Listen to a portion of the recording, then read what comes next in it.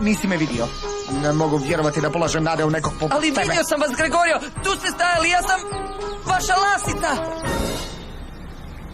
Mislim da je ovo odjeća za danas. Ovo? Da. Uostalom ne znam zašto se brinem. Nemam pozivnicu za zabavu, ostala mi je u koferu. Smiri se, prijateljice. Pjevat ćemo i zabavit ćemo se, dobro? Je li sve u redu s tobom i Leonom? I nemoj mi reći da nije ništa, jer si bila loša i nakon razgovora s njim si još gore. I zašto te to zanima? Da, jesmo. Razgovarali smo i shvatila sam da on ne osjeća ništa prema meni. Ili ne želi osjećati ništa prema meni, ne znam, svejedno. Meni se čini da je obrnuto.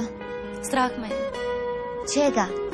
Ne znam, želim da ova godina bude savršena, da ju nitko ne uništi. Želim biti sretna. Zbilje sretna. I bit ćeš.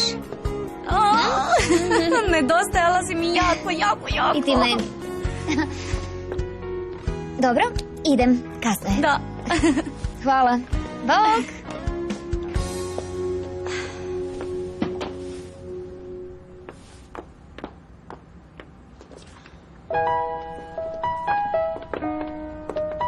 Dobro, moramo se spremiti. Što to gledaš? Sliku svoje majke? O, ne budi tužna, molim te.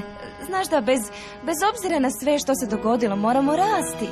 Moramo učiti. Daj da vidim. Emocionalno je. Dođi, tata.